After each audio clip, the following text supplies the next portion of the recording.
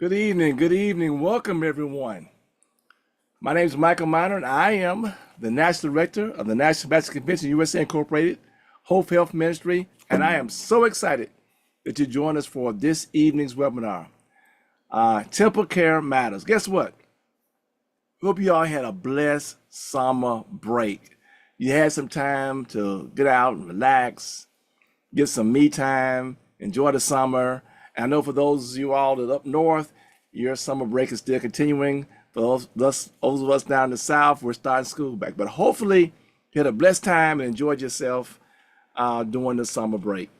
Look, we want to acknowledge our national president, Dr. Boise Kimber, and the entire board of directors of your National Baptist Convention USA Incorporated. What we're going to do tonight, this evening's webinar overview. Well, in this evening's TempleCare Matters webinar, our focus will be on several important health observances for August. We'll highlight National Immunization Awareness Month, emphasize the importance of staying up to date with vaccinations, and National Breastfeeding Awareness Month, recognize the benefits of breastfeeding for families and communities. Additionally, we'll preview Sickle Cell Sabbath Sunday, taking place on Sunday, September 21st, 2025, as we look ahead to raising awareness around sickle cell disease. To round out our session, we're excited to introduce NBCUSA's latest initiative, Dads, and share resources to support our families and children as they head back to school. All right, look, as we prepare for this evening's webinar, we take a moment to honor the life and impact of Deacon Alvin Moore, an unwavering supporter of our Hope Health Ministry. His presence was deeply felt as we did all our work across the state of Alabama. Our prayers remain with his wife, Ms. Geraldine Moore, a cherished member of our NBC USA Hope team, Deacon Moore. All right, this webinar is part of our continuing series of First Tuesday TempleCare Matters webinars. Now, as we always do, we want to begin with our triple-demic update. Currently, according to the Centers for Disease Control and Prevention, the number of people seeking medical attention for COVID-19, flu, and RSV remains low nationwide. While flu cases are on the decline and RSV activity stays steady this week, COVID-19 is showing an upward trend in several regions, including the Mid-Atlantic, Southeast, Southern, and West Coast states. Experts anticipate that the COVID-19 may eventually settle into a predictable winter pattern like other coronaviruses, but recent years have brought an unexpected late summer surges. So we understand something. The season does not play a role in viral circulation. Think about it now. Many respiratory viruses pick up as the air cools during fall and winter, leading to more cases of stuffy noses and coughs. However, it's important to remember that cold weather itself doesn't cause illness.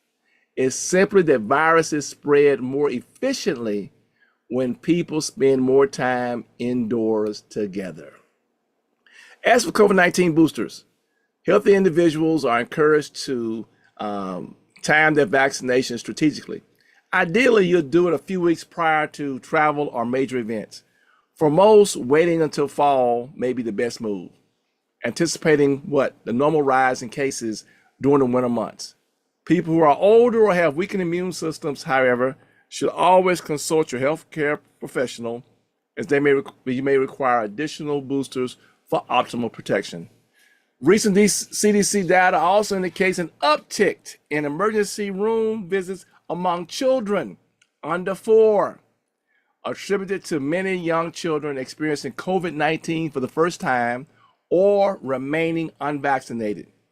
Despite the decision by Health and Human Services Secretary Robert F. Kennedy Jr. in May to rescind recommendations for shots in healthy kids, a stance not supported by scientific consensus, the American Academy of Pediatrics continues to recommend COVID-19 vaccinations for children older than 6 months. Everybody, speaking of vaccinations, August is National Immunization Awareness Month. Not only should we be up to date on our COVID-19 vaccinations, we should also be concerned about our other relevant vaccinations. According to the CDC, thousands of American adults get sick each year from diseases that vaccines can prevent. For patients with asthma or COPD, vaccines are an important step in protecting their health from serious diseases like influenza and pneumonia. Why are vaccines important? They help provide protection from infectious diseases and can lessen the severity of illness. If you are immune to a disease, you can be exposed to it without becoming sick. Simply put, because of advances in medical science, vaccines can help protect us against more diseases than ever before. Some diseases that once injured or killed thousands of people have been eliminated primarily due to vaccines. Now, we've done that. It's time for this month's first special feature, and I'm excited.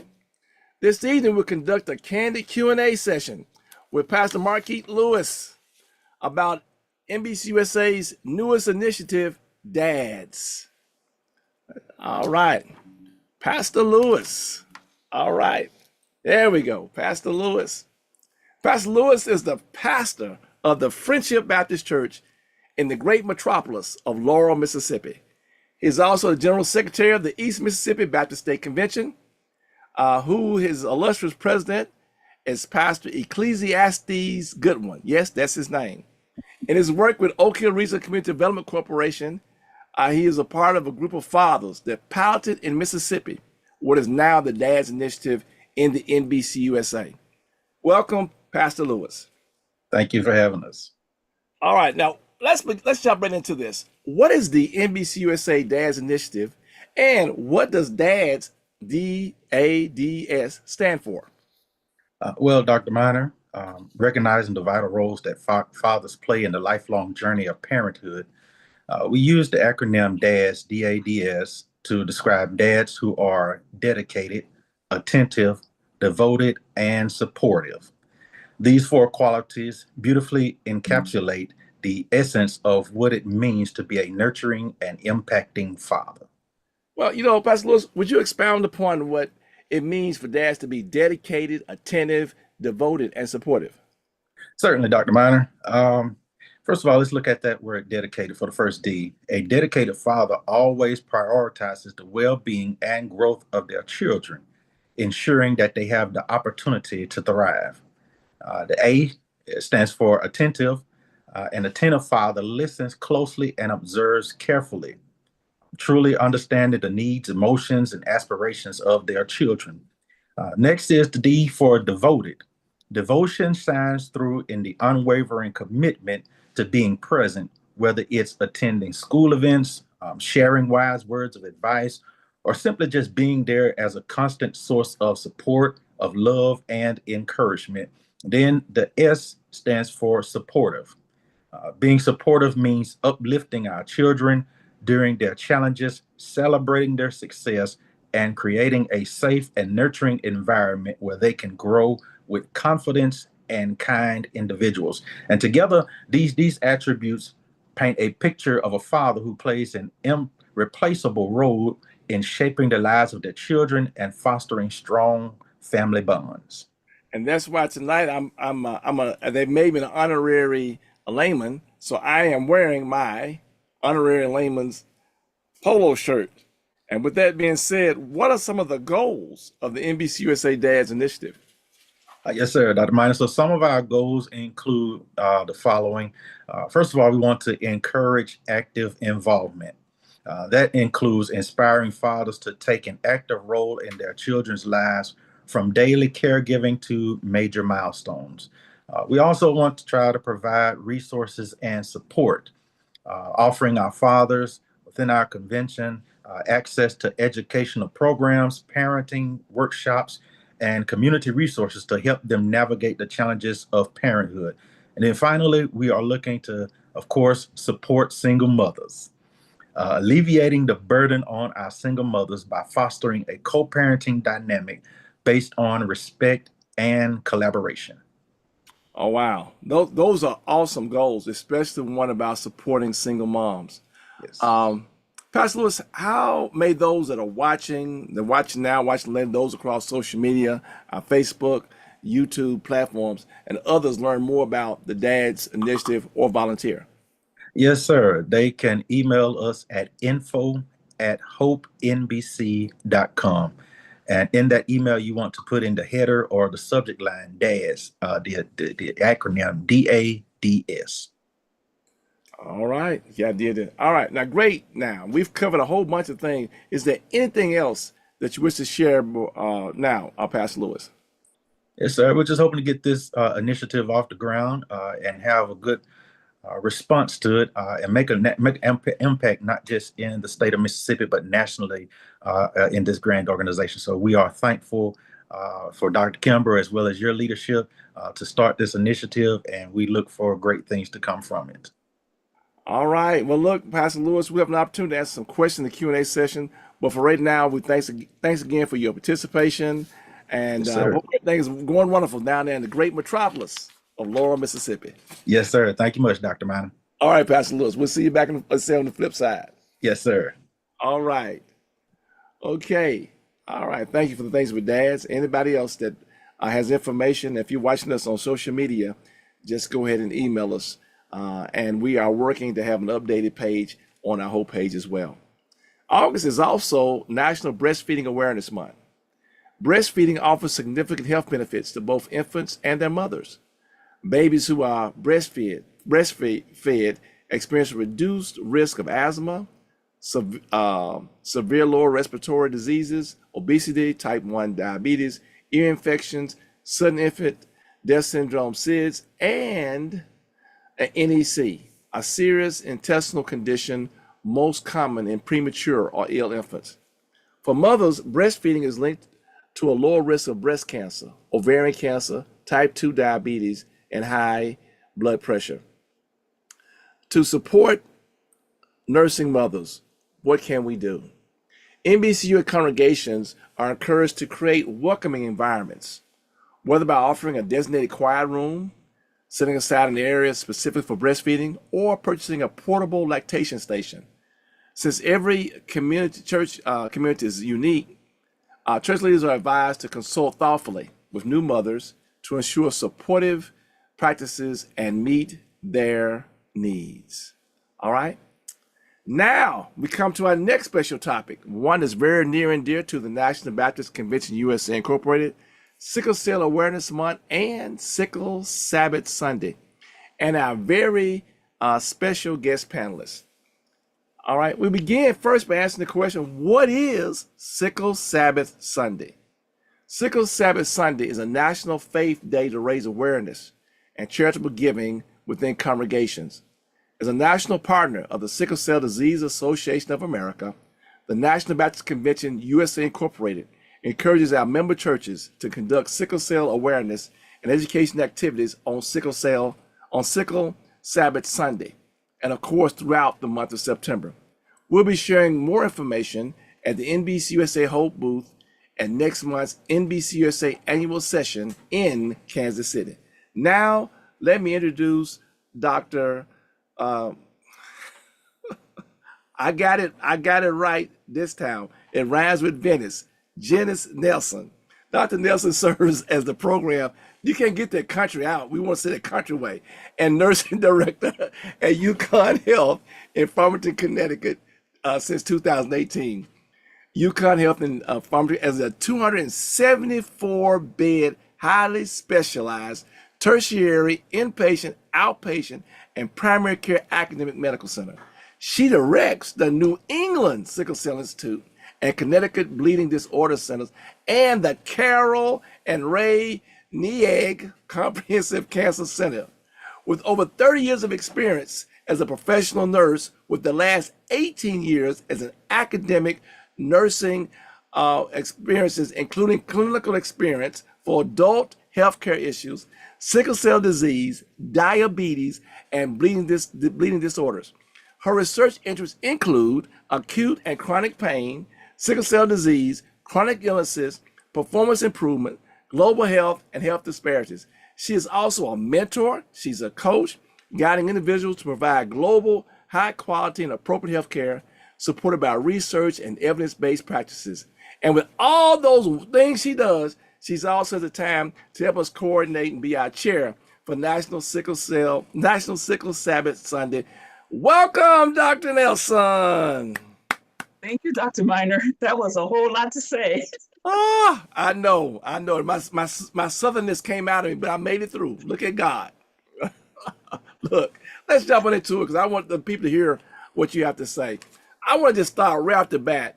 Dr. Nelson, how can churches support sickle cell disease with impact? So I'm so glad you asked that question, Dr. Miner. Many individuals who have sickle cell disease actually have some component of shame in having sickle cell disease because they don't want people around them to know that they are ill. So as a church, as a community, we can create awareness around sickle cell disease. It's not anyone's fault that they have this disease. They were born with it. It's a genetic disorder. Okay, you don't develop it, you don't catch it, you are born with it. So if you're born with it, again, there's nothing you can do about it. It's what you were dealt with. But if we create awareness, if we teach what sickle cell disease is, how it impacts their lives, it causes pain, it causes all kinds of damage to their organs, we can help them to have a better quality of life. They're part of our community. We all know someone who has sickle cell disease because most of them look like you and me. So if it's our sister, our brother, our mother, our cousin, if we're supporting them, then they can have a better quality of life. So that's how we can impact them. We can take away the shame about having an illness that they had no control over having. Okay, all right, y'all heard that. Now look, that gives us the next important question. Why is it important to give blood as a community? It's specifically for sickle cell.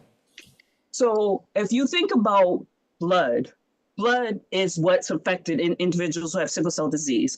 And because it's a chronic illness and they have anemia, they have, again, lots of complications, strokes and things like that, they need blood to support them throughout their life. So they may have a chronic illness such as acute chest, which is a medical emergency where they need to have a exchange transfusion. And what that means is that all of their blood is removed because it's sickling and it's damaged and they need non-sickle blood. So if the pool of blood that we get is Caucasian based, primarily Caucasian based, and we're all Black folks who have this disease, guess what happens? We have these little things in our blood that make, even though we all have red blood cells and they're all a little bit different, Black blood is a little bit different from white blood, a little bit different from Chinese blood, a little bit different from Hispanic blood. So if Black people donate blood specifically earmarked, when you go to the Red Cross or any place to donate, you can say,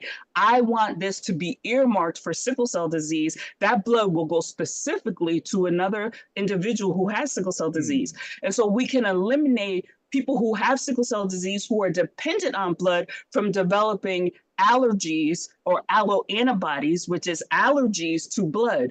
So people who need blood transfusions and they can have 20 or 40 or 100 blood transfusions in a single lifetime. Yes, that's just how impactful it is that if we as a community, we're talking about 55,000 churches across the United States and Caribbean islands during the month of September, if we collectively one single church, every church somewhere have a blood drive.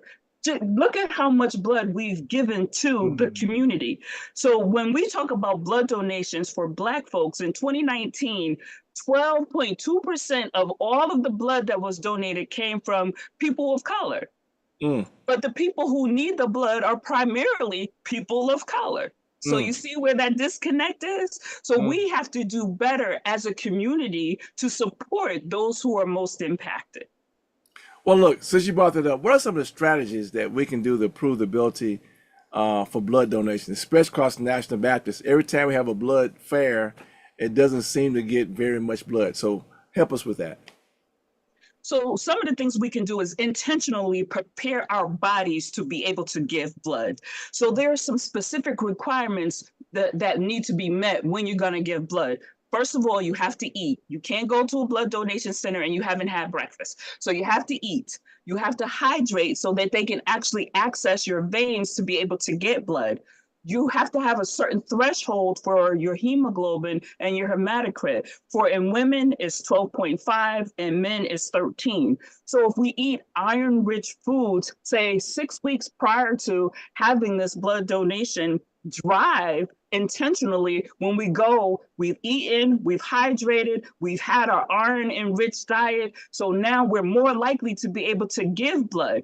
There are certain reasons that you can't give blood too. So if you're on certain medications like antibiotics, or you've had a recent vaccine, a recent tattoo, hepatitis, HIV, you're underweight, meaning you weigh less than 110 pounds, you have very high iron levels or very low iron levels, you're pregnant, you have cancer, then you can't give blood. But for the most of part, most of us can give blood. We just have to think about it and be intentional in order to be able to do that. So if we, just like we're preparing for Sickle Sabbath, prepare for a blood drive on a national basis, we can really impact the pool of blood that's available for individuals who have sickle cell disease. All right, y'all heard that now. All right, so now let's go a different way. I've been hearing all these things, watching Good Morning America and all these things. What are the newest advances for the treatment of sickle cell? So there are two new treatments for sickle cell disease. Both of them are FDA approved and they're gene-based therapies. One is called Casgevy and the other one is called Lyfgenia. And so what they do is they're gene therapies. One, Casgevy in particular, is approved for treatment for people who are 12 years old and older. And so what they do is they take your blood and they edit out the sickle gene and they modify the blood and then they reintroduce it by putting an infusion and giving it to the person. Now, of course, there's things you have to do to the person's body to prepare them for this, but they don't need to depend on a sibling or a blood match in order to do it because you're using their own cells. In the Lyfgenia, they do something similar, but they're using their stem cells and they genetically modify them with a lentivirus. So that's a vector that inserts itself into the cell to alter the cell, and then they reinfuse it into the body. So these are two new therapies that are available. Of course, they're very expensive, but depending on where you are, most insurances, even Title 19 or Medicaid, will pay for these therapies.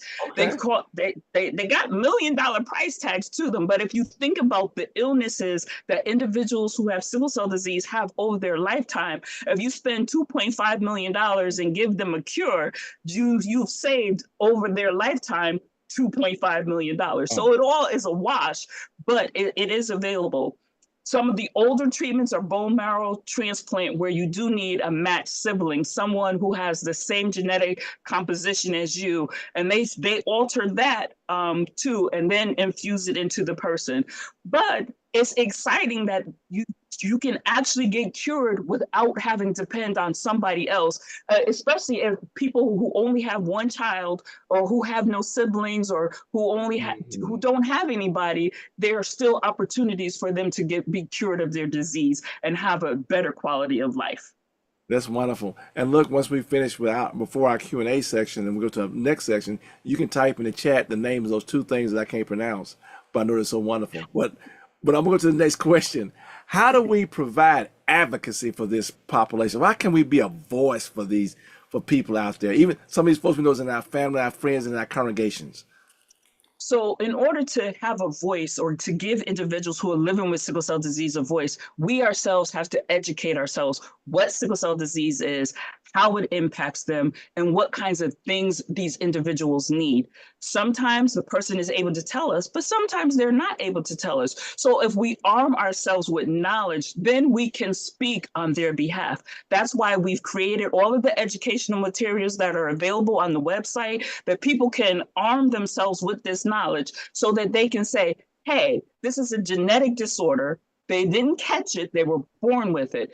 Yes, they may need blood transfusions. There are some simple buzzwords that give them credibility, especially when they're having pain, because this is a debilitating, painful disease. Your red blood cells become misshapen. They block blood vessels, which is the cause of pain. So you suddenly have someone who is in pain, who looks like you or I. And so as a Black woman, I am thought to not experience pain in the same way as a white woman.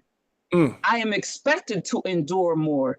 As a mm. Black man who has pain, you are drug seeking because the only thing that's going to help pain is pain Pain medications. medicine. So Right. we need to arm ourselves with education so that we can prevent people from being mistreated or maltreated when they engage in medical systems. Well, since you brought that up, how can we improve care and access? So how do we improve care and access? We have to share this knowledge with our state representatives. They're the people who make the decisions. They're the ones who say, give this facility this many dollars, give this treatment this much money. So we need to collectively as a group go before these people and say, hey, these are the things that these people need. These are the things that we want. So the Sickle Cell Disease Association, the National Sickle Cell Disease Association, has an annual advocacy day where they go to the White House and they approach all of the Congress people. So the more people who can go with them can talk to their individual state people. Different states do different things, but if as a collective voice, there's more power behind us if we're doing this together. All right. Woo. Wow. What a great discussion about sickle cell. Look, I know there are going to be some more questions. I know you're going to type in what I can't pronounce it because I'm having a hard time. It's my southern thing. But do that. Dr. Nelson will put that in the chat. She's going to come back in the Q&A section. We'll fill some questions. And I'm just glad to have her a part of in the passion. And I know you all asked about the toolkit. She has it from last year. She's going to take another peek at it and freshen it up, see if there's anything else we're going to do. And I promise you, we'll have it posted to our webpage at some point next week. All right, so Dr. Nelson, we'll see you back shortly. Again, thank you always. You just never cease to amaze me. I think if we cut you, you'll bleed sickle cell. All right. I probably will. All right. Now in the South, something has begun. Okay. What has begun in the South? What's begun in the South is school. In other parts of the country, school will begin after Labor Day. So we thought we would discuss some back to school basics. We're fortunate to have our final special guest tonight, Miss Tish. Well, let me not do the formal name, Miss Tish Dean. Ms. Dean has worked with the Institutes of Community Services Project Head Start for over 20 years. She assists families by linking them to healthcare providers in order for the children to receive health and oral health examination and necessary treatments. She's also the Head Start coordinator for North Mississippi for Oak Hill Regional Community Development Corporation, coordinating outreach and education activities for nearly half the state of Mississippi. Ms. Dean is the First Lady of Greater New Salem Missionary Baptist Church in Oxford, Mississippi. Oxford is no more than the home of the University of Mississippi. It is the home of that wonderful church under the leadership of Pastor Rodney Dean. She assists with youth activities and any other needs of the church, as any good, wonderful First Lady will do. Welcome, First Lady Dean. Good evening. Okay. Thank you for having me. That was a wonderful introduction. I enjoyed that. Just hearing about myself. Okay. So, all right. Well, look, we know we don't have time to cover everything about our children returning to school. So let's focus on a few things. Let's focus on the ones going to school for the first time. What should parents do to prepare their children for their very first ever day of school? oh, I'm gonna make this as short as I can because I love to talk, and I can talk us all the way to 8:30 if I needed to. But I'm gonna talk about 3 different things, and each thing has a specific meaning. So the 3 things that you need to do to get your child started for the first day of school, first day ever: 1, cover; 2, prepare; 3, protect. So when I say cover, you know what I mean. Pray for them, pray over them, pray for the school, cover them with prayer before they even take their first step into the building. So you're going to cover them every day, every morning, every evening. The next thing, prepare.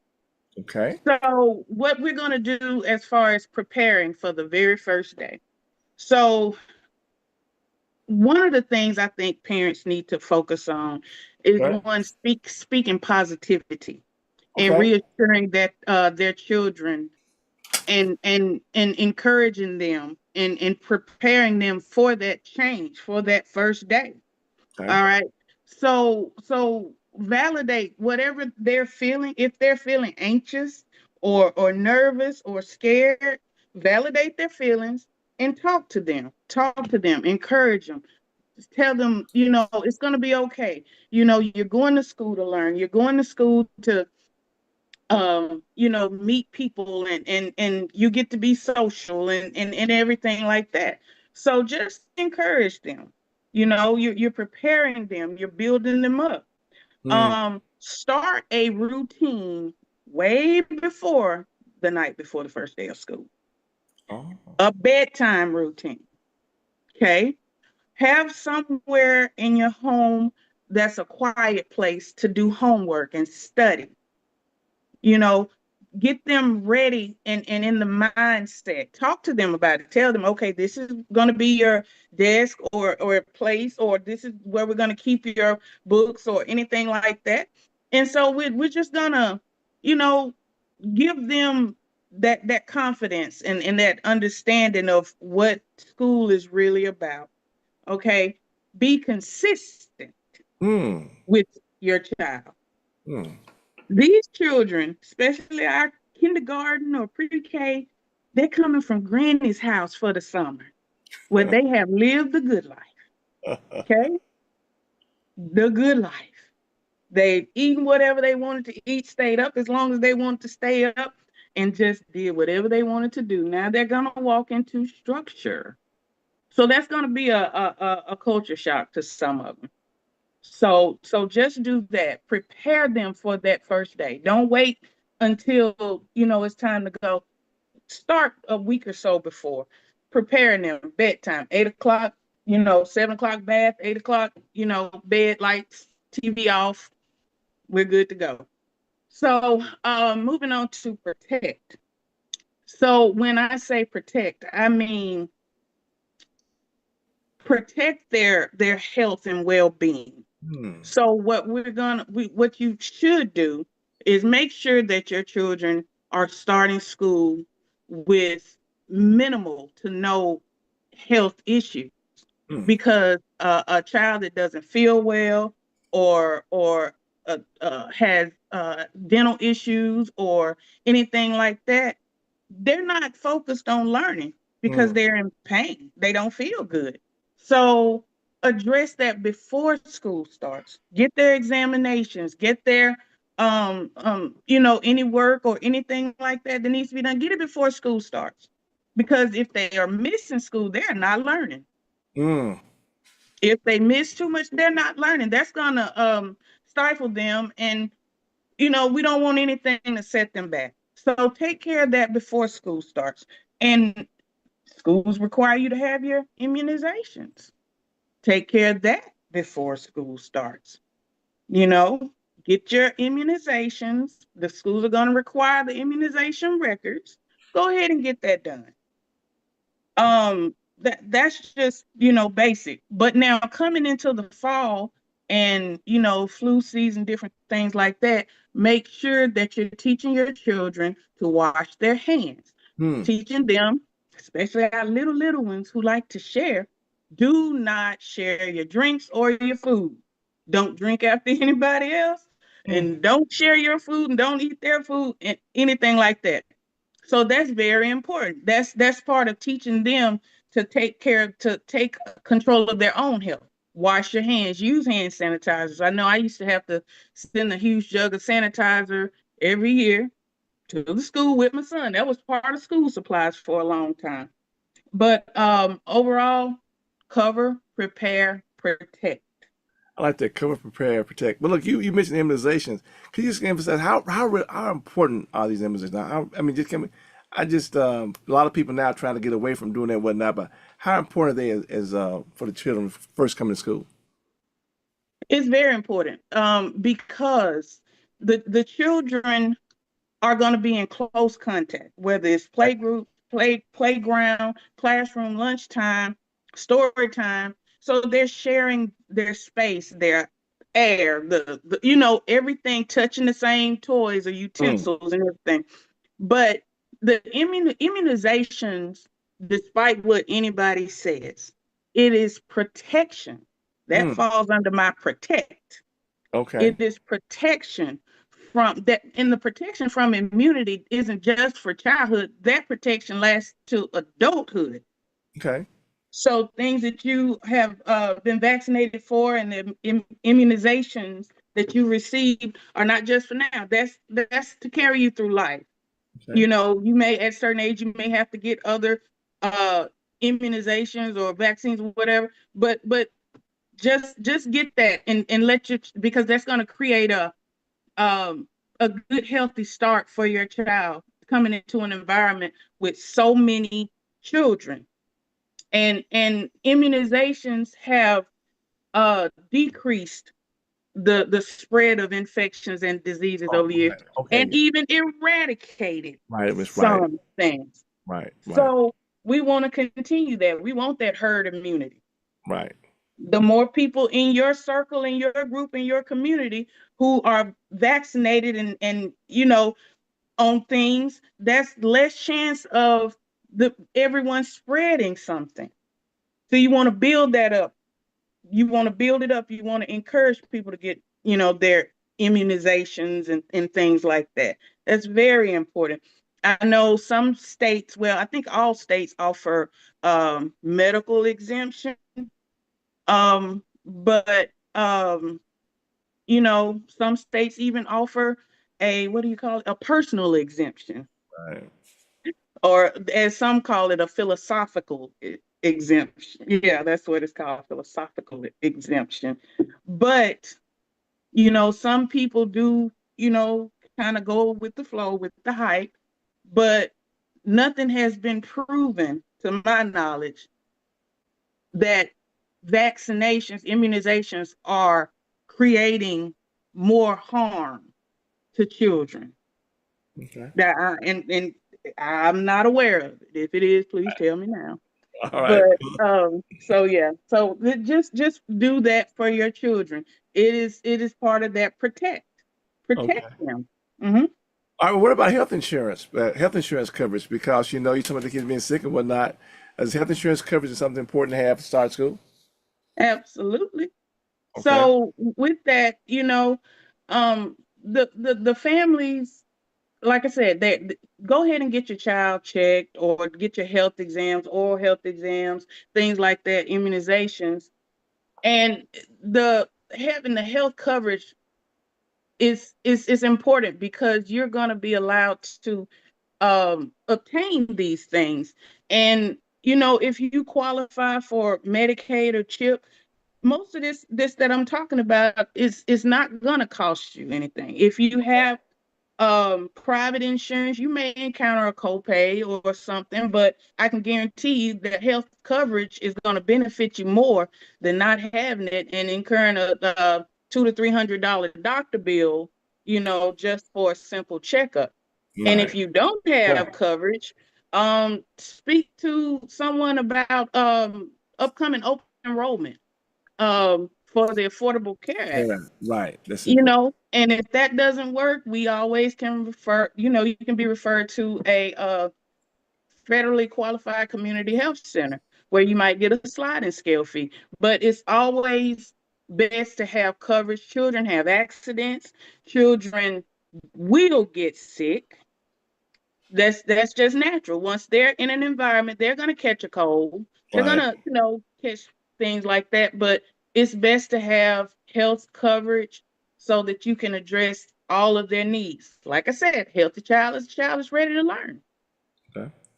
All right. What are some of the first issues most face with first time students? Experience. What's some of those first issues you had that come up in school for the first time? Well, I guess for the parents, sometimes it's just letting them go, letting them just turning them loose and letting them go. For the children, I think a lot of time it's a little bit of anxiety, a little bit of fear. But that's where some of that preparation comes in. Got it.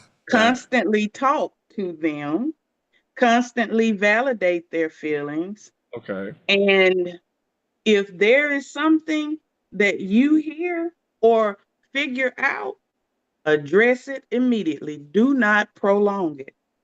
Ah.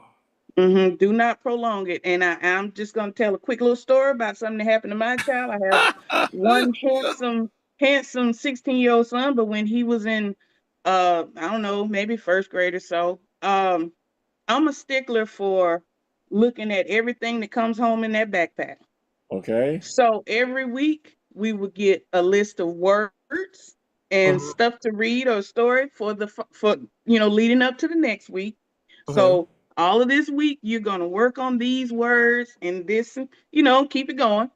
Okay. So on Friday they're gonna test the sight words or spelling words or whatever it was. So I'm keeping track of it. And before I sign the grades and send them back, I was making copies of the work that came home. That's just me. Okay. Because I want to go back and look and see, okay, is something going on. And about 3 times I noticed that the words on the test didn't match the words that came home the week before. Wow. Yeah. So I think of that second or third time, I was like, wait a minute, wait. Uh he scored a 32. Wait a minute, hold on. We worked for 5 days straight on these words. Well, I reached out to the school and they had to do away with all those children's grades for the previous 3 weeks because I could prove that. They Wow. had to completely, and the teacher was like, "Oh, I'm so sorry. I didn't realize I was doing it." I'm like, "Okay, that Wow. does not sound." Yes, that happened to me. Wow. So, yeah, so when there's an issue, address it. We want everyone to just be the greatest person in the world, but there are some who fall short, and I have to call them on. Okay. That was some story. Now we've Yeah. covered a lot. A lot. Wow. Is there anything else you wish to share at this time? And look, we're gonna come back for the Q&A in a second. But is there anything else you want to share Mhm. before we move forward? Well, the only thing I want to share is to be active, Hmm. to follow up on any concerns. Always pay attention to your child. Always reiterate the basics. Always do that, and continually encourage them and speak positivity so that they will know that you are covering them, preparing them, and protecting them. All right, that resonates. All right, well, look, we'll field more some questions in the Q&A section, but thank you again, First Lady Dean, for your expertise. All right, we'll come back around. Look, we want to encourage everyone to join us in Kansas City, next month, September 8th through 12th, 2025, for the NBCUSA annual session. As we have done since 2011, we'll be hosting our annual session health fair. Stop by Health Fair to learn more about the great work your NBCUSA Hope Health Team is doing. All right, I'll remind everyone about our self-paced Health Ambassador training. To receive credit toward Health Ambassador certification, see those 3 things: email info@hopenbc.com to register, request a copy of the lesson training guide, and complete the training survey at the website that you see there, including the email subject line, NBCUSA Hope Health Ambassador Training. Now, let's not forget our August Suggested Health and Wellness Observances, National Immunization Awareness Month, and National Breastfeeding Awareness Month. You can download a complete copy of our annual health observances from our website, hopenbc.com. You'll find additional information and resources on that page, on our webpage. Of course, as always, for more information, email info@hopenbc.com. Whew! We have covered much this evening, but the best part is coming now. We want to hear from you. It's time for our Q&A period.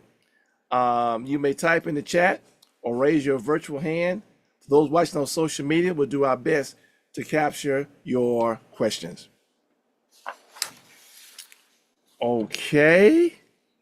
Hey, Dr. Minor. Okay, Sorry, what's going on? What's going on now? sorry for coming in on you like this. I know we've had a great webinar with all the special guests, but there is some breaking news that I just sent you a text about. So check your Okay. phone right now.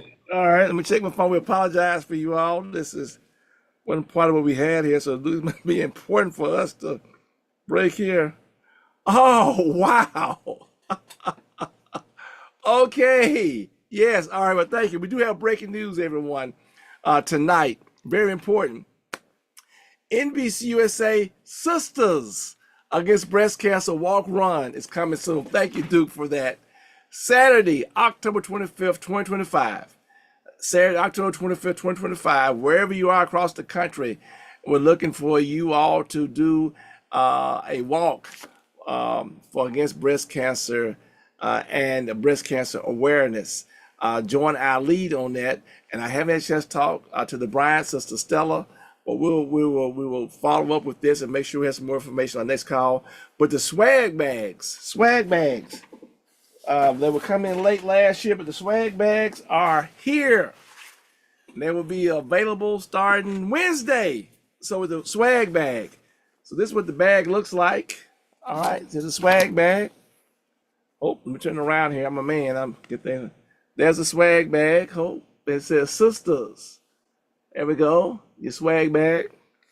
And inside the swag bag, you get your official sisters t-shirt. Okay. Okay. All right, there we go. Let me stand up here then. All right, our sisters t-shirt. Sisters Against Breast Cancer. There it goes. And here is your official sisters trucker hat. Comes with it. All right, that's in your swag bag. And also in the swag bag, there is an ink pen. Did I drop it on the floor? Oh, here it is. There's your ink pen.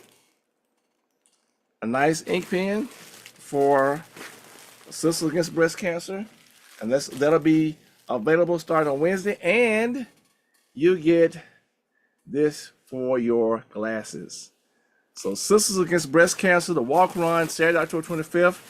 And Pastor Montgomery and I have committed to this as the national director and assistant national director. We want to make sure it is a great success. For the church, state convention, church, or association with the most signups, and the sign-up site will be coming up soon, they'll receive a $500 gift card. That's right. The state convention, church, or association with the most signups will receive a $500 gift card. And that'll be coming soon next week. Check our Hope Facebook and web pages for details. And on our next call, we'll have our national chair, Sister Stella Bryant, on. But sisters Against Breast Cancer Walk Run Day, wherever you are.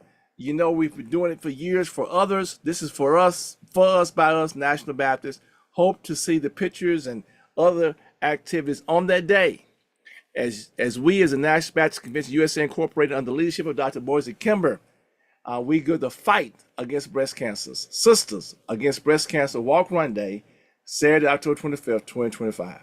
So that was our breaking news. I apologize, it threw me totally off of what I had on our schedule, but it was worth us doing that. Now it's time for our Q&A section. We'll take a few calls before we come off the air.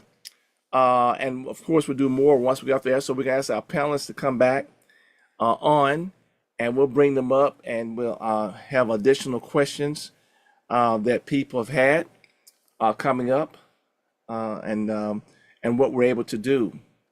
All right. The first question we have here is for Pastor Lewis, it appears. So Pastor Lewis, they just have a question on how did this all come about. They said you started down in Mississippi. So how did this whole dad's thing get started? So you were part of the pilot. Can you give shed some light on how this got, kicked off there in the great state of Mississippi? Well, yes, sir. It started, of course, we have our mom's initiative that's already going, that helps out our mothers within the convention and within the state of Mississippi. But then we also thought about, well, if we're including our mothers, then we also need to look out for our dads as well. And so that's what brought about this particular initiative. We want to be all inclusive.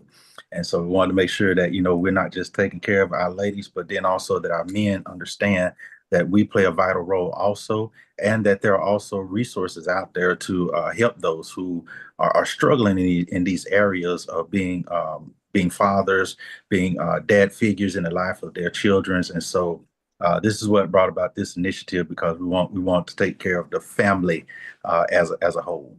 Y'all heard that? The family as a whole, the family. I like that little JPEG back there too. Got a dad holding the child. I love that. That's so wonderful. See the men and children. All right, look, the next question here we coming up here is for Dr. Nelson. Wow, this always comes up. So with this question every time we talk about sickle cell. It says, do only Black people get sickle cell, have sickle cell disease? No, Black people are not the only ones who are affected by sickle cell disease. Every person can be affected by sickle cell disease. However, there's a higher prevalence of Black people who are affected by sickle cell disease. So if you think about it, in Nigeria, there are 300,000 babies who are born annually with sickle cell disease versus 100,000 in the United States. So globally, there are about 3 to 4 million people who have sickle cell disease. And so the small picture that we see here in the United States is reflective of what's elsewhere. In India, you have a high incidence of individuals who have sickle cell disease. You also have pockets where in London, people who have blonde hair and blue eyes have sickle cell disease. So it is a global disease. Okay. All right. And I know I opened my mouth and said something about the toolkit, which you have. They're asking the question, will you have information in the toolkit about how you can, specify you want the blood donation to go for sickle cell? I will update it to include information about the blood drive, yes. Okay. All right. So there you had the person asking. And I'm sure what it is, because we do have ask people about the blood drive for National Baptist, and they probably just show up and go to the Red Cross or wherever the place may go and give it. But okay, so You whoever can't asked do that, that. You got to be prepared. so y'all heard that she will have it. So you wait to do it. We'll promise you next week we'll have it up. The information will be there. You can download it. Please share with other folks and things you have in place. Pastor Lewis, a question comes in and says, what about the moms who got sideways with dad and don't want dad involved with the child? I mean, that's probably a loaded question to ask you, London, but since they asked it, we'll see how it look. We see how you address that as a part of that piece. Yes, sir. That's one of those questions that you try to avoid, but it's a prevalent situation in this current society that we live in, where there are distorted relationships between the mom and the dad. But I do think, of course, it is equally important that both parents are involved in the life of the child. That just goes along with what Scripture says in the book of Proverbs, that it's a team job. We are to train up a child in the way that they should go, so that when they are old, they will not depart from it. That takes a total team effort, and that team involves mom and dad at the same time. So I do believe that I know some cases are harder than others, where one side is arguing with the other, and then we're always butting heads. But we have to realize the equalizer to the situation, and that is the child. Child is of more importance than the mom or the dad having conflicts. If anything, we should come together as mom and dad to cohesively raise our child in a proper manner. So I hope that answered the question that was presented to If you. not, you did a good job with off the cuff. So I do appreciate that. All right. Yes, All sir. right. All right. Dr. Nelson, it comes back and says, so what are some of the symptoms of sickle cell? It's been asked a couple of times. Okay, she put in the chat, but for those that are watching us on social media, would you just verbalize that? Sure. So pain is the hallmark symptom of sickle cell disease. Again, it's caused by those red blood cells that become misshapen and clump together and block the blood flow. And so those blockages can occur from your head to your toes. So you can have sickle pain in your eyes. You can have a stroke. You can have it in your lungs, your kidneys. It can affect any part of your body, along with anemia, because your blood counts tend to be low. So you can have fatigue. There are other complications that can involve your kidneys, your heart, your lungs. But the main symptom of sickle cell disease is pain. Okay.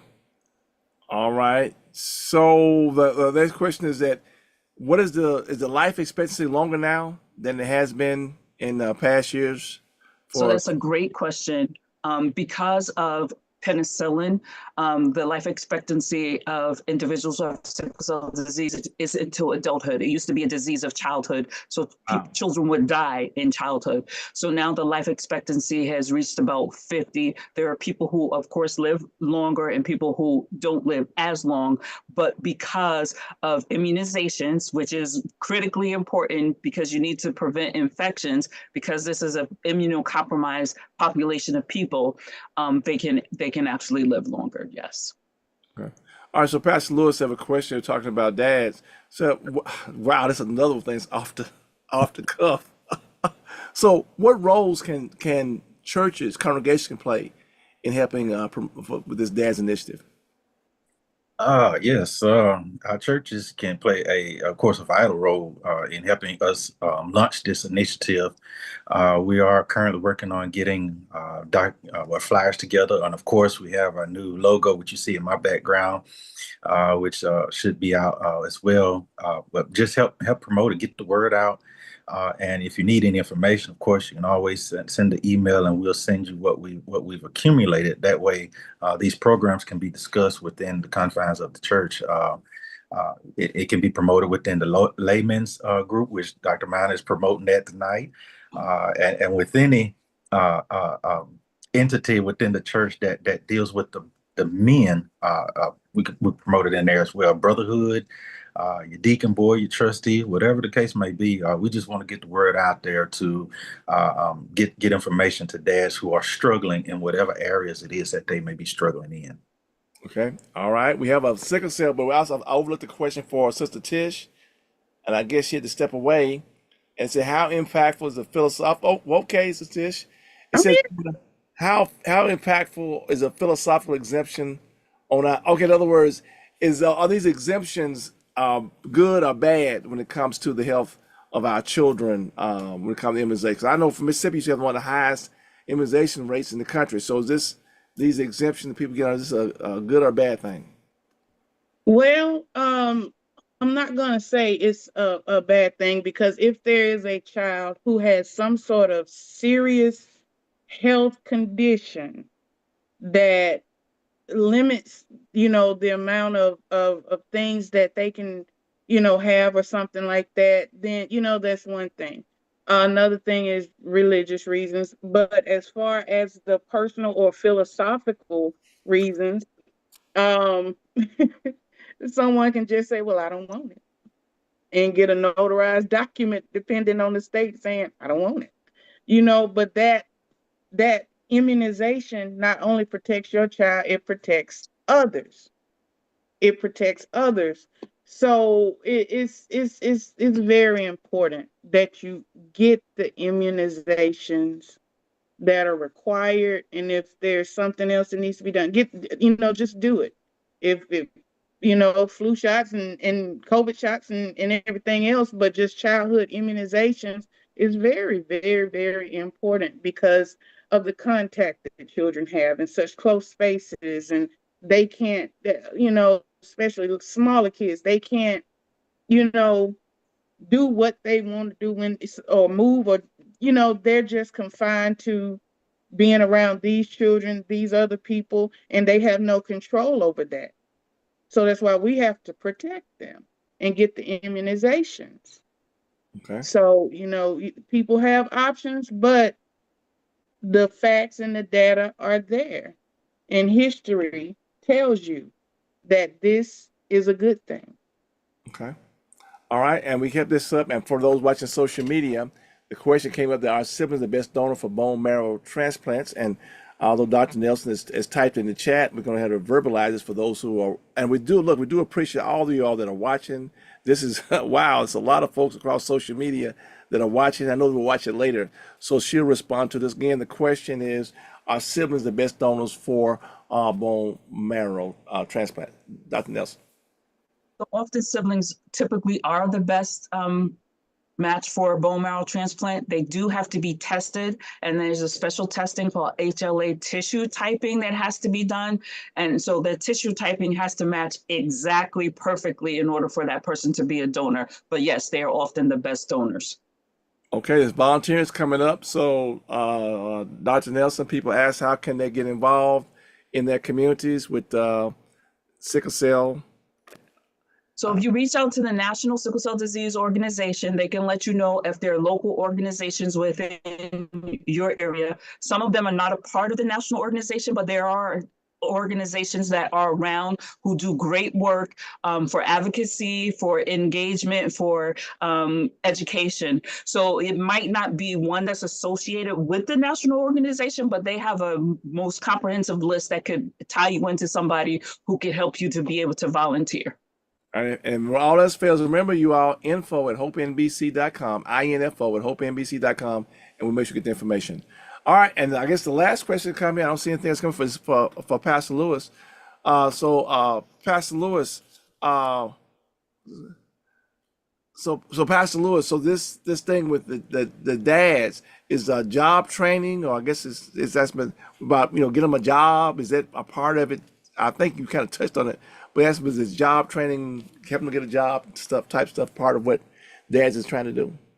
Yes, sir, it is. We'll actually be conducting little seminars that we're working on building that will help, of course, those dads who are coming out of incarceration, be prepared for a job, be prepared for the job world, but then also fathers who are looking for jobs and in needing jobs. So certainly we look to assist them as well in finding work to help support the family. So yes, sir, that entails with the whole family thing and taking care of our family. Of course, we take care of our family by providing for the family, and we want to do what we can to assist them in the world of finding jobs as best as we possibly can. All right, well, thank you, Pastor Lewis, and thank you, Dr. Nelson. Thank you, First Lady Tish.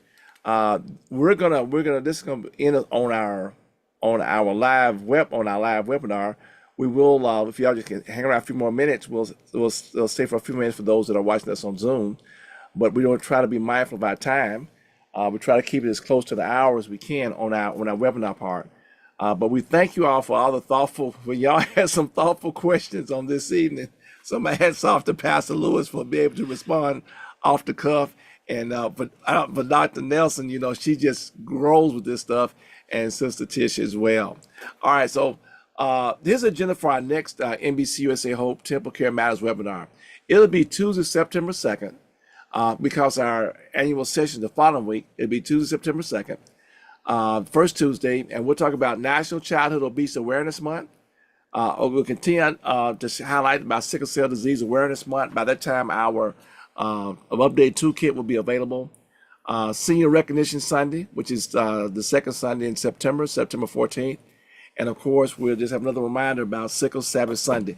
Because sickle cell disease is so vitally important to the National Baptist Convention, you see we're literally spending 2 webinars talking about it, but it desires this attention from us as the National Baptist Convention. Now, you may join us on the web and social media. Our webpage, again, is hopenbc.com. Our Facebook page is National Baptist Convention USA Incorporated Hope Health Initiative. Our YouTube channel is NBCUSA Hope. And if you'd like to enroll in our NBCUSA Hope Health Ministry training for in-person or self-paced online training, email info at hopenbc.com or call 901-603-0762, 901-603-0762. We would appreciate your feedback. Would you kindly complete our webinar survey that's been posted? We paste the link in the chat. The biggest room there is the room for improvement. We appreciate you all, the tireless work of our NBCUSA Hope team. Yours truly, Dr. Michael O'Miner, Dr. Desi Levy, Lottie Minor, Nettie Johnson, Pastor Dexter Moraney, Ellen McKnight Hill, Dr. Felisa Washington, Mr. Geraldine Moore, Loretta Miller, Dr. Lavora Williams, Bettina Campbell, Dr. Marion Talley, and our most awesome